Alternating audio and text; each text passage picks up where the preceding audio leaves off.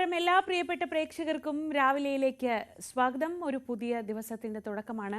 പശ്ചിമേഷ്യയിൽ നിന്ന് വരുന്ന ആശങ്കയുടെ വാർത്തകൾ തന്നെയാണ് ഈ ദിവസത്തിന്റെയും ആരംഭത്തിലുള്ളത്. ഇന്നലെ രാത്രി വളരെ രൂക്ഷമായ ആക്രമണമായിരുന്നു നടന്നത്. പല ദൃശ്യങ്ങളും നമ്മെ അലോസരപ്പെടുത്തുന്നതായിരുന്നു, ആശങ്കപ്പെടുത്തുന്നതായിരുന്നു. എന്തായാലും ഇറാനിൽ നിന്ന് ഇന്ത്യക്കാരെ, അവിടെ ഒരുപാട് ഇന്ത്യൻ വിദ്യാർത്ഥികളുണ്ട്, പ്രത്യേകിച്ച് ജമ്മു കശ്മീരിൽ നിന്നുള്ള വിദ്യാർത്ഥികൾ 1500ഓളം പേർ അവിടെ ഉണ്ട് എന്നാണ് കരുതുന്നത്. ആ വിദ്യാർത്ഥികളെ ഒഴിപ്പിക്കുകയാണ് എന്ന വിവരമാണ് ഏറ്റവും ഒടുവിൽ ലഭിച്ചത്. ഇറാൻ ടെലിവിഷന് നേരെ ആക്രമണമുണ്ടായി. വാർത്താ അവതാരകയ്ക്ക് പിന്നിൽ പതിക്കുന്ന മിസൈൽ ഇന്നലെ ദൃശ്യങ്ങളിൽ കണ്ടുകൊണ്ടാണ് ഇന്നലത്തെ ദിവസം അവസാനിച്ചത്. ആശങ്കയുടെ വാർത്തകൾ തന്നെയാണ് പശ്ചിമേഷ്യയിൽ നിന്ന് വന്നുകൊണ്ടേയിരിക്കുന്നത്. നിലമ്പൂരിലേക്ക് വന്നാൽ ഇന്ന് നിലമ്പൂരിൽ വളരെ പ്രത്യേകതയുള്ള ദിവസമാണ്. ഇന്ന് കൊട്ടിക്കലാശമാണ്. കഴിഞ്ഞ കുറേ ദിവസമായി പൊരിഞ്ഞ പോരാട്ടമായിരുന്നു നടന്നത്. ആ പോരാട്ടത്തിനൊടുവിൽ അതിൻ്റെ ഒരു അവസാനത്തെ ദിവസമാണിന്ന്. ഇന്നത്തെ ദിവസം ഏറ്റവും ആവേശഭരിതമാക്കാൻ എല്ലാവരും പ്രയത്നിക്കുകയാണ്. പക്ഷേ അതിന് രസംകൊല്ലിയായി, അല്ലെങ്കിൽ ആവേശത്തിന് അല്പം തണുപ്പിക്കാൻ നല്ല മഴയാണ് എന്നാണ് ആദ്യ വിവരങ്ങൾ. നമുക്ക് വിശദമായി തന്നെ ഈ പ്രധാനപ്പെട്ട വാർത്തകളിലേക്കെല്ലാം പോകാം. അതിനു മുൻപ് ആദ്യം പ്രാദേശിക വിശേഷങ്ങളിലേക്കാണ്. നാട്ടിലെന്തുണ്ട്?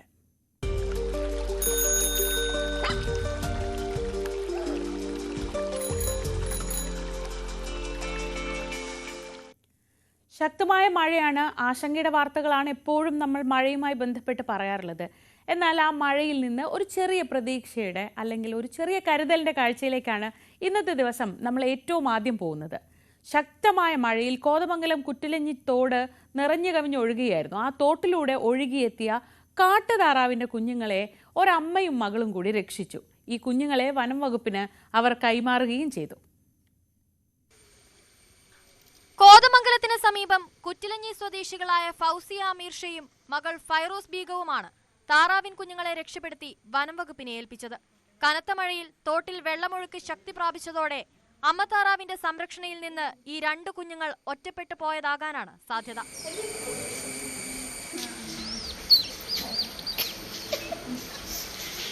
ഞങ്ങളുടെ വീടിന്റെ ഫ്രണ്ടിലുള്ള തോട്ടില്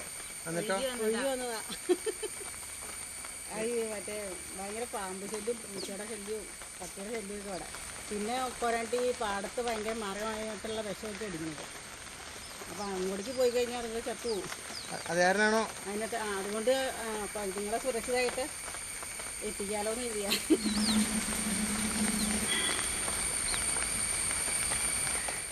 ഒരാഴ്ചയോളം പ്രായമുണ്ടാകുമെന്നും കൂടുതൽ കുഞ്ഞുങ്ങൾ കാണാൻ സാധ്യതയുണ്ടെന്നുമാണ് വനപാലകരുടെ നിഗമനം.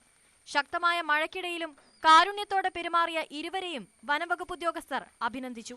ന്യൂസ് 18 കോതമംഗലം. ഒരു ദിവസം വളരെ പോസിറ്റീവായിട്ട് നമുക്ക് അങ്ങനെ തുടങ്ങാമെന്ന് പ്രതീക്ഷിക്കാം.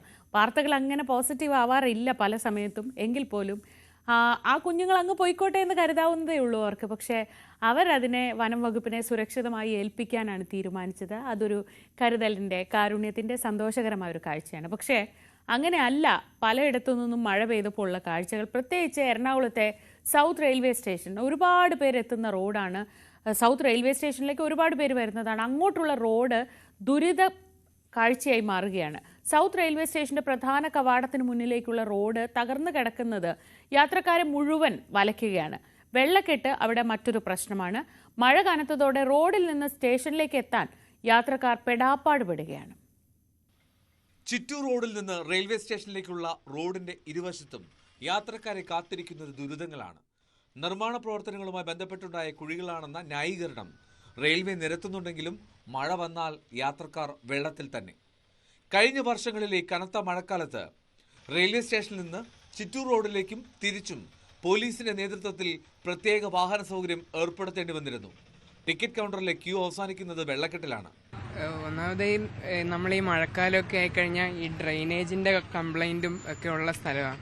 മാത്രമല്ല ഇപ്പം രാവിലെ ഓഫീസ് ടൈമൊക്കെ ആകുമ്പം നല്ല തിരക്കാണ്. അപ്പം നമ്മൾ ഈ പുതിയ ഡ്രസ്സും ഷൂസും ഒക്കെ ഇട്ട് ഓഫീസിൽ യൂണിഫോം ഒക്കെ ഇട്ട് പോകുന്നവർക്കൊക്കെ നല്ല ബുദ്ധിമുട്ടാണ്. അതേപോലെ ടിക്കറ്റ് എടുക്കാനാണെങ്കിലും ആ വെള്ളത്തിൽ കൂടെ നിൽക്കണം. ചിലപ്പോൾ അവിടെ ക്യൂ അതിനകത്ത് നിൽക്കാതെ ക്യൂ ചിലപ്പോൾ പുറത്തോട്ട് നീണ്ടു നിൽക്കുന്നതായിട്ട് നമുക്ക് കാണാം. അപ്പം അവരൊക്കെ ആ വെള്ളത്തിൽ നിന്ന് വേണം അവർ ടിക്കറ്റ് എടുക്കാൻ പോകാനും. അതേപോലെ വണ്ടി പോകുമ്പം ദേഹത്തോട്ട് അതിൻ്റെ അഴുക്ക് തെറിക്കും. നല്ല മഴയാണെങ്കിൽ ശരിക്കും കുളം പോലെ തന്നെയാണ് അവിടെ. ഭയങ്കര ബുദ്ധിമുട്ടാണ് നടന്നു വരാൻ. വെള്ളക്കെട്ട് ഒഴിവാക്കി യാത്രക്കാർക്ക് റെയിൽവേ സ്റ്റേഷനിലേക്ക് പോകാൻ മേൽക്കൂരയോട് കൂടിയ താൽക്കാലിക സൗകര്യമെങ്കിലും ഒരുക്കണമെന്ന് ട്രെയിൻ യാത്രക്കാരുടെ സംഘടനകൾ ആവശ്യപ്പെട്ടിരുന്നുവെങ്കിലും നടപ്പിലായില്ല. റെയിൽവേ സ്റ്റേഷൻ നവീകരണ ജോലികൾ നീളുന്നത് മൂലമുള്ള പ്രശ്നങ്ങളും യാത്രക്കാർ ഏറെ നാളെ സഹിക്കുന്നു. മാത്രമല്ല, ടിക്കറ്റ് കൗണ്ടറും ഇൻഫർമേഷൻ സെന്ററും 2 കെട്ടിടങ്ങളിലായതും വലിയ ബുദ്ധിമുട്ടാണ് സൃഷ്ടിക്കുന്നത്. ഇത് ഭയങ്കര ബുദ്ധിമുട്ടാണ് ഈ റോഡ് ഇങ്ങനെ നടക്കുന്നതുകൊണ്ട്. രാവിലെ വന്നപ്പോഴേക്കും എൻ്റെ കാലെല്ലാം ഭയങ്കര വെള്ളം കയറി ഭയങ്കര ബുദ്ധിമുട്ടായിരുന്നു. ഒന്നും പോകാനൊക്കെ ബുദ്ധിമുട്ടാണ്. അതെ, നടന്നു വരാൻ ഭയങ്കര ബുദ്ധിമുട്ടാണ് ഈ വഴി കൂടെ. അതെ, പുറത്തുനിന്ന് ആളെങ്കിലും വന്നു കഴിഞ്ഞാൽ അവർ പെട്ടുവെന്ന് വിചാരിച്ചാൽ മതി. ഭയങ്കര ബുദ്ധിമുട്ടാണ് വഴി വരാൻ. യാത്രക്കാർക്കായി നിർമ്മിച്ച നടപ്പാത അനധികൃത കച്ചവടക്കാർ മുതൽ സ്ഥിരതാമസമാക്കിയ സംഘങ്ങൾ വരെ കയ്യേറിയപ്പോൾ പൊട്ടിപ്പൊളിഞ്ഞ റോഡിലേക്ക് ഇറങ്ങി നടക്കാൻ നിർബന്ധരാകുകയാണ് സാധാരണക്കാർ. ഡ്രെയിനേജ് വാട്ടർ ഉൾപ്പെടെയാണ് റോഡിലൂടെ ഒഴുകുന്നത്. യാത്രക്കാർക്ക് കടന്നു പോകാനുള്ള ഇടങ്ങളിൽ പോലും വാഹനങ്ങൾ അനധികൃതമായി പാർക്ക് ചെയ്തിരിക്കുന്നതും ദുരിതത്തിന്റെ ആക്കം കൂട്ടുന്നു. ന്യൂസ് 18 കൊച്ചി. മഴയിൽ ചോർന്നൊലിക്കുകയാണ് പട്ടാമ്പി ഗവൺമെന്റ് താലൂക്ക് ആശുപത്രി. മേൽക്കൂരയുടെ തകർച്ചയാണ് പ്രധാനമായും ചോർച്ചയ്ക്ക് കാരണം.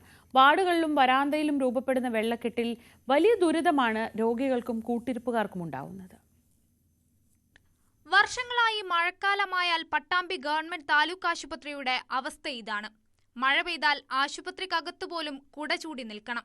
തകർന്ന മേൽക്കൂരയിലൂടെ മഴവെള്ളം ചോർന്ന് ആശുപത്രിക്കുള്ളിൽ പതിക്കുന്നതോടെ വെള്ളക്കെട്ടും രൂക്ഷം.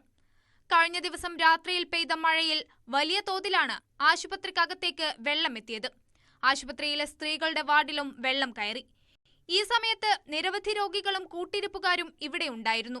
മണിക്കൂറുകളോളം വെള്ളം വാർഡിൽ തന്നെ കെട്ടിക്കിടക്കുന്ന അവസ്ഥയുണ്ടായെന്നും രോഗികൾ പറയുന്നു.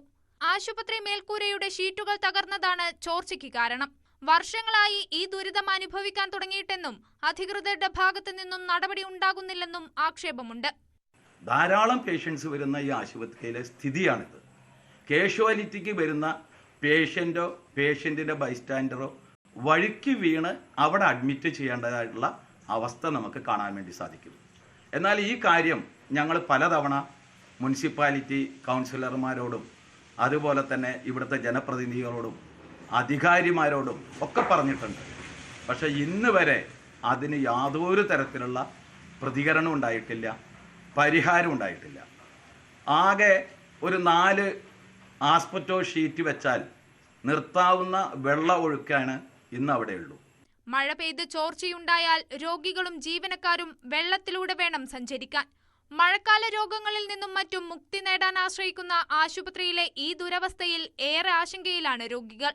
സാധാരണക്കാരായ നിരവധി ആളുകൾ ആശ്രയിക്കുന്ന പട്ടാമ്പി ഗവൺമെന്റ് താലൂക്ക് ആശുപത്രിയോടുള്ള ഈ അവഗണന അവസാനിപ്പിക്കണമെന്നാണ് ആവശ്യം.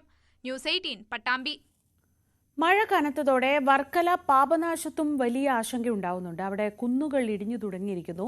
തീരത്തേക്ക് സന്ദർശകർക്ക് ഇപ്പോൾ നിരോധനം ഏർപ്പെടുത്തിയിട്ടുണ്ട്. വർക്കല ക്ലിഫ് സംരക്ഷിക്കുമെന്ന അധികൃതരുടെ ഉറപ്പ് പാഴ്വാക്കാവുകയാണ്. പാപനാശം കുന്നുകൾ അതീവ ദുർബലാവസ്ഥയിലാണ്. കാലവർഷം കനത്തതോടെ കുന്നുകൾ കൂടുതൽ ദുർബലമായി. കഴിഞ്ഞ ദിവസങ്ങളിലും ക്ലിഫിന്റെ ഒരു ഭാഗം ഇടിഞ്ഞു വീണു. കടലിന് അഭിമുഖമായി നിൽക്കുന്ന കുന്നുകളുടെ പല ഭാഗങ്ങളും ബലക്ഷയം മൂലം തകർച്ച നേരിടുന്നുണ്ട്. ഉൾക്കൊള്ളാവുന്നതിലധികം കെട്ടിടങ്ങൾ കൂടിയായതോടെ ഓരോ മഴക്കാലത്തും കുന്നിടിയുന്നതിന്റെ ആഘാതം കൂടി. പ്രകൃതിദത്ത ജലസ്രോതസ്സായ പാപനാശിനിയുടെ സമീപത്താണ് കഴിഞ്ഞ ദിവസം ഇടിഞ്ഞത്. എന്നാൽ കുന്നിടിഞ്ഞ വിവരം അധികൃതർ അറിഞ്ഞത് ഒരു ദിവസം വൈകിയാണ്. കടൽക്ഷോഭം കണക്കിലെടുത്ത് സഞ്ചാരികളെ പോലീസ് പാപനാശം തീരത്തേക്ക് ഇറക്കിയിരുന്നില്ല. എന്നാൽ അവധി ദിവസങ്ങളിലടക്കം നിരോധനം മറികടന്ന് സന്ദർശകർ പാപനാശത്തേക്ക് എത്തുന്നുണ്ട്. വലിയ കല്ലുകൾ തീരത്ത് സഞ്ചാരികൾ ഇരിക്കുന്ന ഭാഗത്തേക്ക് തെറിച്ചു വീണ് കിടപ്പുണ്ട്. വീണ്ടും ഈ ഭാഗത്ത് കുന്നിടിഞ്ഞു വീഴാനുള്ള സാധ്യത കൂടുതലാണ്. പാപനാശം കുന്ന് സംരക്ഷിക്കാൻ പല പദ്ധതികൾ ആവിഷ്കരിക്കുന്നുവെന്ന് അധികൃതർ അവകാശപ്പെടുമ്പോഴും കുന്നിടിച്ചിൽ തടയാൻ ഒരു നടപടിയും ഉണ്ടാകുന്നില്ലെന്നാണ് ആക്ഷേപം. ന്യൂസ് 18 വർക്കല. തിരുവനന്തപുരം വർക്കല ടൂറിസം കേന്ദ്രത്തോടുള്ള അധികൃതരുടെ അവഗണനയ്ക്കെതിരെ അവിടെ ജനരോഷവും ശക്തമാവുന്നുണ്ട്. വിനോദസഞ്ചാര മേഖലയിൽ സ്ഥാപിച്ചിട്ടുള്ള നിരീക്ഷണ ക്യാമറകളൊക്കെ കണ്ണടച്ചിട്ട് നാളുകളേറെയായി. ടൂറിസ്റ്റുകൾക്കായി ഹെലിപാഡിൽ സ്ഥാപിച്ചിരുന്ന വ്യായാമ ഉപകരണങ്ങളും തുരുമ്പെടുത്ത് നശിക്കുകയാണ്. പാപനാശം മുതൽ വർക്കല ടൂറിസം മേഖലയിലാകെ സ്ഥാപിച്ച ക്യാമറകൾ തൂണുകളിൽ നിന്ന് ഇളകി താഴേക്ക് വീഴുന്ന അവസ്ഥയിലായിട്ടും അധികൃതർ അറിഞ്ഞ മട്ടില്ല. വർക്കല ക്ലിഫിൽ നിന്നും തിരുവമ്പാടി ബീച്ചിലേക്ക് പോകുന്ന ഏറെ തിരക്കേറിയ ഭാഗത്തുള്ള ക്യാമറകൾ പോലും പ്രവർത്തനരഹിതമാണ്. ടൂറിസം ഡിപ്പാർട്ട്മെന്റിന്റെ കീഴിലാണ് ക്യാമറകൾ സ്ഥാപിച്ചത്. ആയിരക്കണക്കിന് സഞ്ചാരികളാണ് ക്ലിഫിൽ നിന്നും കാൽനടയായി റെസ്റ്റോറന്റുകളിലും റിസോർട്ടുകളിലേക്കും പോകുന്നത്. വിദേശികൾക്കെതിരെ ഉണ്ടാകുന്ന കുറ്റകൃത്യങ്ങളും ആക്രമണങ്ങളും നിരീക്ഷിക്കാനാണ് ക്യാമറകൾ സ്ഥാപിച്ചിരിക്കുന്നത്. ഈ മേഖലയിൽ അക്രമ സംഭവങ്ങളും പതിവാണ്. വിനോദസഞ്ചാര മേഖലയിൽ പോലീസിനെ പോലും നിയോഗിച്ചിട്ടില്ല. 6 കിലോമീറ്റർ തീരം കാക്കാൻ 5 പോലീസുകാരാണ് ഉള്ളത്. ഇവർക്കാകട്ടെ വാഹനവും നൽകിയിട്ടില്ല. അതുകൊണ്ട് തന്നെ അക്രമ സംഭവങ്ങളോ അപകടങ്ങളോ നടന്നാൽ പോലീസ് സ്ഥലത്തെത്താൻ മണിക്കൂറുകൾ വൈകും. മാത്രമല്ല, ടൂറിസ്റ്റുകൾക്ക് വ്യായാമത്തിനായി വർക്കല ഹെലിപാഡിൽ സ്ഥാപിച്ചിരുന്ന വ്യായാമ ഉപകരണങ്ങളും യഥാസമയം അറ്റകുറ്റപ്പണികൾ നടത്താത്തത് കാരണം നശിച്ചു. ലക്ഷങ്ങൾ മുടക്കിയാണ് ഇവ സ്ഥാപിച്ചിരിക്കുന്നത്. വർക്കല ടൂറിസം മേഖലയിൽ എന്ത് വികസനം കൊണ്ടുവന്നാലും ഉദ്ഘാടനത്തിന് ശേഷം അധികൃതർ അവ ഉപേക്ഷിക്കുകയാണെന്നാണ് നാട്ടുകാരുടെ പരാതി. ന്യൂസ് 18 വർക്കല. കാട്ടുപന്നി ശല്യം കൊണ്ട് പൊറുതിമുട്ടിയിരിക്കുകയാണ് പത്തനംതിട്ട കോട്ടാങ്ങൽ നിവാസികൾ. കാർഷിക വിളകൾ നശിപ്പിക്കുന്നതിന് പുറമെ കർഷകരെയും കാട്ടുപന്നികൾ ആക്രമിക്കുന്നുണ്ട്.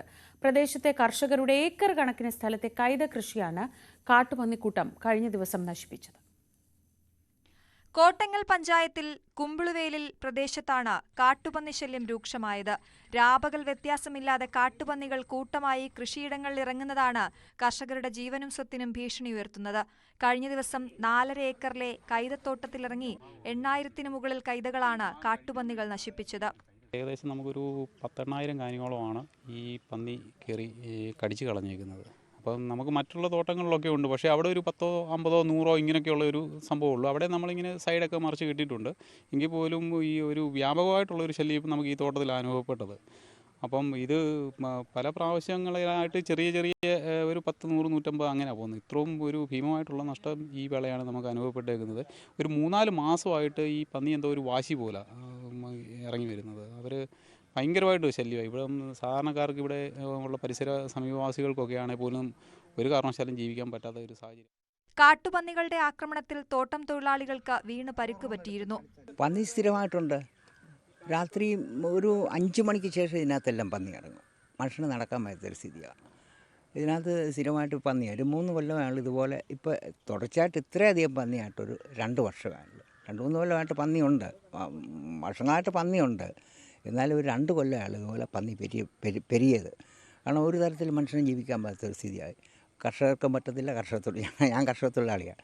നമുക്കും കർഷകൻ വല്ലതും ചെയ്താലേ നമുക്കും പണിയുള്ളല്ലോ. കാട്ടുപന്നികൾ കൃഷി നശിപ്പിച്ചതോടെ വലിയ സാമ്പത്തിക പ്രതിസന്ധിയിലാണ് ഇവിടുത്തെ കർഷകർ. പലർക്കും നഷ്ടപരിഹാരം പോലും ഇതുവരെ ലഭിച്ചിട്ടില്ല. കാട്ടുപന്നികളെ തുരത്താൻ അടിയന്തര ഇടപെടലാണ് കർഷകർ ആവശ്യപ്പെടുന്നത്. ന്യൂസ് 18 പത്തനംതിട്ട.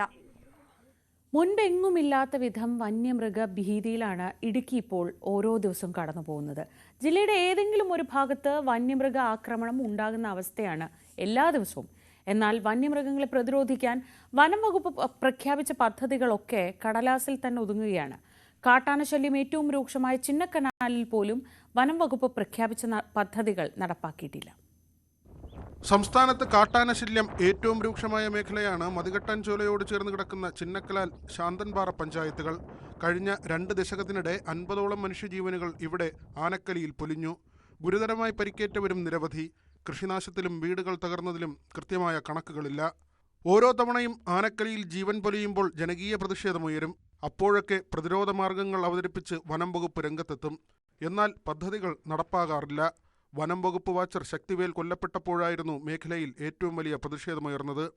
ഇതോടെ ഏറ്റവും അപകടകാരിയായ അരിക്കൊമ്പനെ കാടുമാറ്റുന്നതടക്കമുള്ള നിർദ്ദേശങ്ങൾ വനം വകുപ്പ് മുൻപോട്ട് വെച്ചു. അരിക്കൊമ്പനെ കാടുമാറ്റിയതൊഴിച്ചാൽ മറ്റു പദ്ധതികൾ നടപ്പായില്ല. ചിന്നക്കനാലിലെ കാട്ടാനശല്യം രൂക്ഷമായ ജനവാസ മേഖലയ്ക്ക് ചുറ്റും സോളാർ ഫെൻസിംഗ് എന്നതായിരുന്നു പ്രധാന പ്രഖ്യാപനം. 2 കോടി രൂപയുടെ പദ്ധതിക്ക് അംഗീകാരവും ലഭിച്ചു. എന്നാൽ പദ്ധതി എങ്ങും എത്തിയിട്ടില്ല. അരിക്കൊമ്പനെ ഇവിടുന്ന് ട്രാൻസ്ലൊക്കേഷൻ ചെയ്യുമ്പോൾ ഇവിടെ സോളാർ ഫെൻസിംഗ് എന്നും പറഞ്ഞൊരു പദ്ധതി നടപ്പിലാക്കാൻ വേണ്ടി കേന്ദ്ര സംസ്ഥാന സർക്കാർ കൂടി 1,96 ലക്ഷം രൂപ അനുവദിച്ചാണ്. അത് 2023 പണി തുടങ്ങി. അത് പൂർത്തിയാക്കേണ്ട ഒരു പണിയായിരുന്നു. ഇതുവരെ അത് ഇഴഞ്ഞ് അമ്മിക്കല്ലിൻ്റെ അടിയിലിട്ട് അരയ്ക്കുന്ന രീതിയിൽ അരച്ച് ഇതുവരെ ആ പദ്ധതി എങ്ങും നടപ്പിലാക്കിയിട്ടില്ല. എന്നാൽ ഈ പദ്ധതി പൂർത്തിയാക്കാൻ വേണ്ടി ഉദ്യോഗസ്ഥന്മാർക്ക് യാതൊരു താല്പര്യവുമില്ലാതെ ജനങ്ങളെ ഇനിയും വന്യജീവി ആക്രമണത്തിന് വിട്ടുകൊടുക്കാൻ വേണ്ടി മാത്രം DFOയും റേഞ്ച് ഓഫീസറും ACF ഒക്കെ ഇതിനു വേണ്ടി നിൽക്കുന്ന ഒരു നിലയിലേക്കാണ് മാറിയിരിക്കുന്നത്. ചക്കക്കൊമ്പനെ റേഡിയോ കോളർ ഘടിപ്പിച്ച് നിരീക്ഷിക്കുമെന്നും ആനയുടെ സാന്നിധ്യം വിവരിക്കുന്ന ബോർഡുകൾ വിവിധ മേഖലകളിൽ സ്ഥാപിക്കും എന്നതുമടക്കമുള്ള പ്രഖ്യാപനങ്ങളെല്ലാം കടലാസിലൊതുങ്ങി. News 18 Idukki. Kerala state medical council രജിസ്ട്രേഷനുള്ള നാച്ചുറോപ്പതി യോഗ ഡോക്ടർമാരുടെ സംഘടനയായ Indian naturopathy and yoga graduates medical association പരുന്തുംപാറയിൽ ഹരിത യോഗ ട്രക്കിംഗ് സംഘടിപ്പിച്ചു. കേരളത്തിലെ എല്ലാ ജില്ലകളിൽ നിന്നുമായി 100ഓളം നാച്ചുറോപ്പതി ഡോക്ടർമാർ പരിപാടിയിൽ പങ്കെടുത്തു. ജൂൺ 21 ആചരിക്കുന്ന അന്താരാഷ്ട്ര യോഗാ ദിനത്തോടനുബന്ധിച്ച് പരിസ്ഥിതി സംരക്ഷണ മൂല്യങ്ങൾ യോഗയുമായി കൂട്ടിയിണക്കാനായി കേന്ദ്ര ആയുഷ് മന്ത്രാലയം ആവിഷ്കരിക്കുന്ന പദ്ധതിയാണ് Harit yoga. Central council for research in yoga and നാച്ചുറോപ്പതിയുടെ സഹകരണത്തോടെയാണ് പരിപാടി നടത്തിയത്. ഡോക്ടർമാർ ഒത്തുചേർന്ന് ഇന്റർനാഷണൽ യോഗ ഡേയും കോമൺ യോഗ പ്രോട്ടോകോളും പരിശീലിക്കുകയുമുണ്ടായി. ഹരിത് യോഗ ട്രക്കിങ്ങിന് നാഷണൽ ഇൻസ്റ്റിറ്റ്യൂട്ട് ഓഫ് നാച്ചുറോപ്പതി മുൻ director doctor Babu Joseph, INYGMA സംസ്ഥാന president doctor Dinesh Kartha, general secretary doctor Ansmol Joseph, joint secretary doctor Sajith, doctor Pradeep Damodaran എന്നിവർ നേതൃത്വം നൽകി. ന്യൂസ് 18 ഇടുക്കി. കൊല്ലം പോരുവഴിയിലെ കനാൽ റോഡിൽ വൻതോതിൽ മാലിന്യങ്ങൾ നിക്ഷേപിക്കുന്നതിനാൽ കടുത്ത ദുർഗന്ധവും തെരുവ് നായ ശല്യവും. വഴിയുടെ ഇരുഭാഗവും കാട് കയറിയതിനാൽ ഇഴജന്തുക്കളുടെ ശല്യവും ഇവിടെ രൂക്ഷമാണ്. പോരുവഴി അമ്പീൽമുക്കിന് സമീപത്തെ കനാൽ പാതയുടെ അവസ്ഥയാണിത്. മാലിന്യം നിറഞ്ഞ് കാൽനടയാത്ര പോലും ദുസ്സഹമായിരിക്കുകയാണ്. ആശുപത്രി മാലിന്യങ്ങളടക്കം യാത്രയിൽ വൻതോതിൽ ഇവിടെ നിക്ഷേപിക്കുകയാണ് പതിവ്. കാൽനടയാത്ര പോലും ദുസ്സഹനീയമായതിനാൽ നിരവധി തവണ പഞ്ചായത്തിൽ പരാതി നൽകിയെങ്കിലും അധികൃതർ അനങ്ങാപ്പാറ നയമാണ് സ്വീകരിക്കുന്നതെന്നാണ് ആക്ഷേപം. ഈ രണ്ട് സൈഡും നിറച്ച് മനുഷ്യന് സഞ്ചരിക്കാൻ പറ്റാത്ത രീതിയിൽ കാട് മൂടിയ അവസ്ഥയിലാണ്. ഇത് കാണുന്നവർക്ക് തന്നെ അറിയാം റോഡാണോ തോടാണോ എന്താന്ന്. ഇതുവരയ്ക്കും MLA ആകട്ടെ MP ആകട്ടെ ഇവരാരും ഇതിനകത്ത് തിരിഞ്ഞു നോക്കിയിട്ടില്ല. അതിലുപരി എന്ന് പറഞ്ഞു കഴിഞ്ഞാൽ പഞ്ചായത്തിൻ്റെ 3 ആണോ 4 ആണോ വാർഡുകൾ ഇതിനകത്ത് ഉൾപ്പെടുന്നതാണ്. അവര് പോലും ഇത് തിരിഞ്ഞു നോക്കിയിട്ടില്ല. വീടുകൾ പൊളിച്ചതിന്റെ അവശിഷ്ടങ്ങളും കുട്ടികളുടെ ഡയപ്പറുകളും ജൈവ വസ്തുക്കളും അടക്കം നിരവധി മാലിന്യങ്ങളാണ് ജനവാസ കേന്ദ്രത്തിൽ നിക്ഷേപിക്കുന്നത്. ഇവിടെ മാലിന്യം നിക്ഷേപിക്കരുതെന്നുള്ള ബോർഡ് സ്ഥാപിക്കണമെന്ന് നാട്ടുകാർ ശാസ്താംകോട്ട പഞ്ചായത്തിൽ നിവേദനം നൽകിയിട്ടുണ്ടെങ്കിലും യാതൊരു നടപടിയും ഉണ്ടായിട്ടില്ലെന്നാണ് ആരോപണം. അടിയന്തരമായി പ്രശ്നത്തിന് പരിഹാരം കാണുകയും ജനവാസ കേന്ദ്രത്തിലേക്കുള്ള പ്രധാന വഴി സംരക്ഷിക്കുകയും ചെയ്യണമെന്നാണ് നാട്ടുകാരുടെ ആവശ്യം. ന്യൂസ് 18 കൊട്ടാരക്കര. മൂന്നാറിലെ മിൽമയുടെ ശീതീകരണ പ്ലാന്റ് ഉൾപ്പെടെയുള്ള സംവിധാനങ്ങൾ സ്ഥിതി ചെയ്യുന്ന ഭൂമി ഏറ്റെടുക്കാനുള്ള കേരള ലൈഫ് സ്റ്റോക്ക് ബോർഡിന്റെ നടപടിയിൽ വ്യാപക പ്രതിഷേധം. ബോർഡ് ഏകപക്ഷീയമായി തീരുമാനമെടുക്കുന്നു എന്നാണ് ആരോപണം. എന്നാൽ സർക്കാരിന്റെ ഉത്തരവ് പ്രകാരം പരിശീലന കേന്ദ്രം ഉൾപ്പെടെയുള്ളവ മിൽമയിൽ നിലനിർത്തിക്കൊണ്ട് ശേഷിച്ച ഭൂമിയാണ് ഏറ്റെടുക്കുന്നതെന്നാണ് ബോർഡിന്റെ വിശദീകരണം. ഇക്കാനഗറിൽ 2 ഏക്കർ ഭൂമിയിലാണ് മിൽമയുടെ കേന്ദ്രം പ്രവർത്തിക്കുന്നത്. മിൽമയുടെ ഉൽപ്പന്നങ്ങൾ വിറ്റഴിക്കുന്ന മാർക്കറ്റിംഗ് ഹബ്ബ്, സംസ്ഥാനത്തെ വിവിധ ക്ഷീരസംഘം പ്രസിഡന്റുമാർ, സെക്രട്ടറിമാർ തുടങ്ങിയവർക്കുള്ള പരിശീലന കേന്ദ്രം എന്നിവ ഇവിടെ പ്രവർത്തിക്കുന്നു. 2 വർഷം മുൻപ് കേന്ദ്രത്തിന്റെ നവീകരണ പ്രവർത്തനങ്ങളും നടത്തി. മികച്ച നിലയിൽ പ്രവർത്തനം നടന്നുവരുന്നതിനിടയിലാണ് ക്ഷീരവികസന വകുപ്പിന്റെ ഉത്തരവ് പ്രകാരം കേരള ലൈഫ് സ്റ്റോക്ക് ബോർഡിന്റെ ഉദ്യോഗസ്ഥർ സ്ഥലത്തെത്തി ഭൂമി ഏറ്റെടുത്ത് ബോർഡ് സ്ഥാപിച്ചത്. ഭൂമിയിലേക്ക് റോഡ് നിർമ്മിക്കാൻ തുടങ്ങിയതോടെ വിവരമറിഞ്ഞ് സ്ഥലത്തെത്തിയ മിൽമ അധികൃതരും ക്ഷീരകർഷകരും ഇത് തടഞ്ഞു. തുടർന്ന് പോലീസ് എത്തിയാണ് ഇരുകൂട്ടരെയും പിരിച്ചുവിട്ടത്. മിൽമ എറണാകുളം മേഖലാ യൂണിയൻ, ക്ഷീരകർഷകർ എന്നിവരുടെ നേതൃത്വത്തിൽ ഭൂമി ഏറ്റെടുക്കൽ നീക്കത്തിനെതിരെ ഇക്കാനഗറിൽ ധർണ നടത്തി. ഗവൺമെന്റിന്റെ സാന്നിധ്യത്തിലെടുത്ത ഒരു തീരുമാനത്തിന്റെ അടിസ്ഥാനത്തിൽ ഇന്നലെ രാവിലെ 11:30 ഒരു സർക്കാർ ഉത്തരവ് ഇറങ്ങി.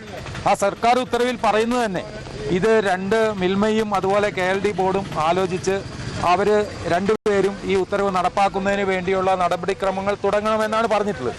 പക്ഷേ ഈ ഉത്തരവ് 11:30 ഇറങ്ങി 3 മണിയായപ്പോഴേക്കും നമ്മളെ മിൽമയിലെ ആളുകൾ ആരും അറിയാതെ തന്നെ, ഭരണസമിതി അംഗങ്ങളോ ഉദ്യോഗസ്ഥരോ അറിയാതെ തന്നെ ഇവിടെ KLD ബോർഡിൻ്റെ ആളുകൾ വന്ന് ഇതിൽ കയ്യേറി ബോർഡ് സ്ഥാപിക്കാനും അല്ലെങ്കിൽ ഇവിടെ വഴിവെട്ടാനും ഒക്കെ ശ്രമിച്ചു. കേരള ലൈഫ് സ്റ്റോക്ക് ബോർഡ് ഏകപക്ഷീയമായി തീരുമാനമെടുക്കുന്നുവെന്നാണ് പ്രതിഷേധക്കാരുടെ ആരോപണം. ഞങ്ങളുടെ ആവശ്യം എന്ന് പറഞ്ഞാൽ ഇത് 2-2.5 ഏക്കർ സ്ഥലമുണ്ട്. ഈ സ്ഥലം ഞങ്ങളുടെ ഫെഡറേഷൻ്റെ ചെയർമാനോ ഞങ്ങളുടെ എറണാകുളം മേഖലാ യൂണിയൻ്റെ ചെയർമാനോ ബന്ധപ്പെട്ട ഉദ്യോഗസ്ഥരോ വന്ന് ഞങ്ങളുടെ ചർച്ചയിൽ പങ്കാളികളാകാതെ അവർ ഏകപക്ഷീയമായിട്ട് തീരുമാനമെടുത്താണ് വന്നിരിക്കുന്നത്.